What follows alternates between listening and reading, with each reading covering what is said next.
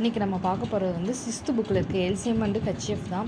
எல்சிஎம்னா least common multiple, ஹெச்எஃப்னா ஜிசிடின்னு சொல்லலாம், ஹெச்எஃப்னு சொல்லலாம். ஜிசிடினா கிரேட்டஸ்ட் காமன் டிவிசர், ஹெச்எஃப்னா ஹையஸ்ட் காமன் ஃபேக்டர்.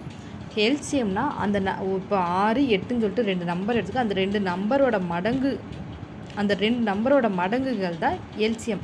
ஹெச்எஃப் எடுத்துகிட்டு அதோட காரணிகள். இப்போ வந்து 8ன்னு ஒரு நம்பர் நான் எடுத்திருக்கேன்னு வச்சுக்கோங்களேன். 8ஓட காரணிகள் பார்த்தா என்னதுன்னா அது பெருக்கிறது தாங்க. ஓரெட்டு 8, ஈர்னாங் 8. அதுக்கப்புறம் எப்படி போடலாம்? 8 × 1 = 8ன்னு போடலாம். நளிரெண்டு 8. ஸோ ரெண்டுமே சேம் தான். அதனால் இந்த நம்பர் எடுக்கலாம். இந்த செட்டு நான் எடுத்துக்கேன். இதுதாங்க காரணிகள். அப்போ 8ஓட காரணிகள் பார்த்தா 1, 2, 4, 8. இப்போ 12ன்னு ஒரு நம்பருக்கு 12ஓட காரணிகள் பார்த்தா 1 12 12.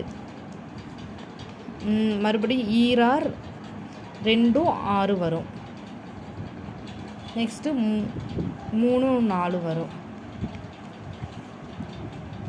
அவ்வளோதாங்க. 12ஓட காரணிகள் பார்த்தா இதுதான். ஸோ ஹெச்எஃப்னா காரணிகள், எல்சிஎம்னா அதோட மடங்குகள். நெக்ஸ்ட் வந்து 6th புக்கில் இருக்க ஒரு சமம். 62, 78, 109 வகுத்து முறையே 2, 3 மற்றும் 4 மீதிகளால் கொடுக்கும் மீப்பெரு பொது காரணி என்ன கேட்டாங்க. இப்போ வந்து ஒரு நம்பர் 62, 78, 109ன்னு சொல்லிட்டு ஒரு 3 நம்பர் இருக்குது. ஸோ இதெல்லாம் என்ன பண்ணால் இதோட மீதி வகுக்கிறப்போ இதெல்லாம் இதோட மீதிகள் நம்ம. அப்போ அந்த நம்பர் என்னன்னு சொல்லிட்டு கண்டுபிடிக்கணும். அப்போ என்ன பண்ணணும்? ஃபஸ்ட் வந்து இந்த நம்பரில் இந்த நம்பருக்கு 62 இங்கே மீதி கொடுத்துருக்காங்களா, ஃபஸ்ட்டு அதுலேருந்து சப்ட்ராக்ஷன் பண்ணிடணும், கழிச்சிடணும். 62லேருந்து 2 கழிச்சோன்னா 60.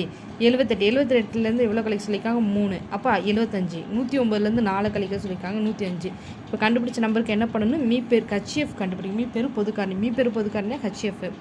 இப்போது இந்த நம்பர் என்னது? 60, 75, 105. 5ஆல் இது பொதுவாக எல்லா நம்பருமே இந்த நம்ம போடுற இந்த நம்பரால் தான் வகுப்படம் டிவைட் ஆகணும். டிவைட் பண்ணுறப்போ 5 ஃபஸ்ட்டு 3லேருந்தே போட்டுக்கலாம். சரி எதுக்குன்னு சொல்லிட்டு நான் 5லேருந்து போட்டேன். 5 5ன்னு பார்த்தா 12, 12 5 60, 15 5 75, 21 5 105. நெக்ஸ்ட்டு வந்து இது 3ஆல் போடுறோம். 3 12, 5 15, 7 21. ஸோ இதோட ஹெச்எஃப் பார்த்தா 5 3 15. செகண்ட் சம் வந்து ஒரு நூல் விற்பனையாளர் 175 ஆங்கில நூல்களையும் 245 அறிவியல் நூல்களையும் 385 கணித நூல்களையும் வைத்துள்ள. ஒவ்வொரு பெட்டியிலும் பாட வாரியாக சம எண்ணிக்கையில் 3 பாட நூல்களையும் வைத்து விற்க விரும்புகிறார்கள். அதிகபட்சமாக எத்தனை பெட்டிகள் தேவைப்படும்? ஒரு பெட்டியில் உள்ள ஒவ்வொரு நூல்களும் எண்ணிக்கையை காண்கன்னு சொல்லிட்டு கேட்காங்க. ஸோ என்ன பண்ணலாம்? இந்த நம்பருக்கு இந்த சம்மில் வந்து என்ன பண்ணனாவே ஃபஸ்ட்டு தெரில நமக்கு. ஸோ ஃபஸ்ட்டு இதுக்கு என்ன கண்டுபிடிக்கலாம்னா ஹெச்எஃப் கண்டுபிடிக்கணும். எப்படி கண்டுபிடிக்கலாம்? அதிகபட்சமாகன்னு சொல்லிட்டு ஒரு கீவேர்டு இருக்கா. ஸோ அந்த அதிகபட்சமாக அந்த கீவேர்டு வச்சுக்கிட்டாலே நம்ம என்ன கண்டுபிடிக்கணும்னா ஹெச்எஃப் கண்டுபிடிக்கணும். அதிகபட்சம்னு சொல்லிட்டு இந்த கீவேர்டு பார்த்துட்டாலே ஹெச்எஃப் இதுதாங்க.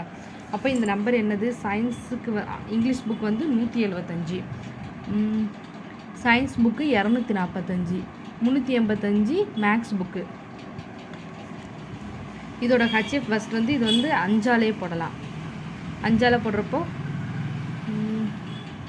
3 15, மிச்சம் 2, 5 25, 4 20, மிச்சம் 4, 9 45, 17 35, 5 35, மிச்சம் 3, 7 35, 7 5 35, 7 49, 11. ஸோ இதோட ஹெச்எஃப் பார்க்குறப்போ 5 7 தான். 5 35 ஹெச்எஃப்.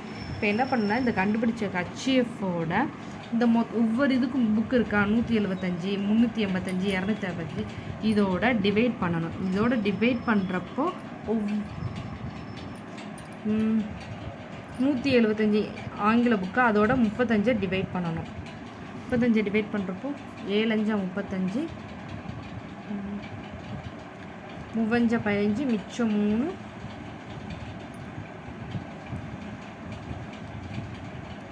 7 35, மிச்சம் 3, 5 35, 1 7, 5 35. ஸோ அப்போ ஆங்கில புக் வந்து 5.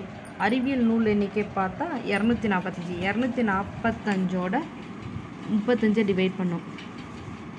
7 5 30 இது அப்போ பென்சில் இருக்கு வேறு எதாவது பென்சில் 7 5 35 7 5 35 4 5 20 மிச்சம் 4 9 5 40 ஓரே மறுபடியும் ஒரு இருக்க ஓரே 7 7 49. ஸோ அறிவியல் புக் வந்து 7. கணித நூல்களின் எண்ணிக்கை கணித நூல்கள் பார்த்தா எத்தனை 385. கணித நூல்கள் 385 டிவைட் பை 35 7 5 35 7 5 35 மிச்சம் 3 7 5 55 ஓரே 7 11. ஸோ அப்போது கணித நூல்கள் எண்ணிக்கை 11. இப்போ இந்த மொத்தமாக இங்கே என்ன கேட்டிருக்காங்க அதிகபட்சமாக எத்தனை பெட்டிகள் தேவைப்படும் ஒரு பெட்டியில் உள்ள ஒவ்வொரு பாடநூல்களும் எண்ணிக்கைங்க. அப்போ எல்லா பெட்டிலையும் சமமாக வைக்கணும் எல்லா புக்கையும். அப்போ ஆங்கில ஒவ்வொரு புக்குன்னு பார்த்தா அந்த ஒரு பெட்டியில் வந்து 5 7 11ன்னு சொல்லிட்டு ஒவ்வொரு புக்காக பிரிக்கணும். அப்போ 23.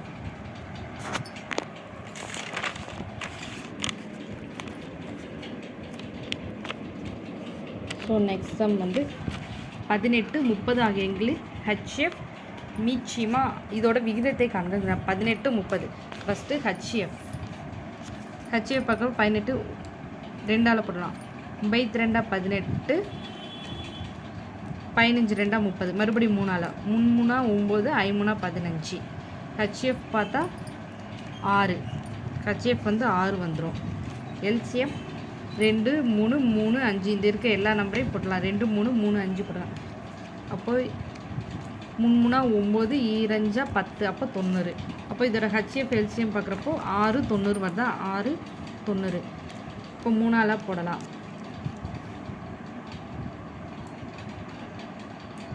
2ஆல் போடலாம் 2ஆல் போடுறப்போ 3 6 45 மறுபடியும் 1 3 3 மிச்சம் 1 5 15. அப்போ அதோட ஹெச்எஃப் எல்சிஎம்மோட விகிதம் பார்த்தா 1:15. 250 செகண்ட் சம் 254 மற்றும் 508 ஆகிய எண்களால் வகுக்கும்போது மீதி 4 தரும் மிகச்சிறிய எண்ணை காண்க.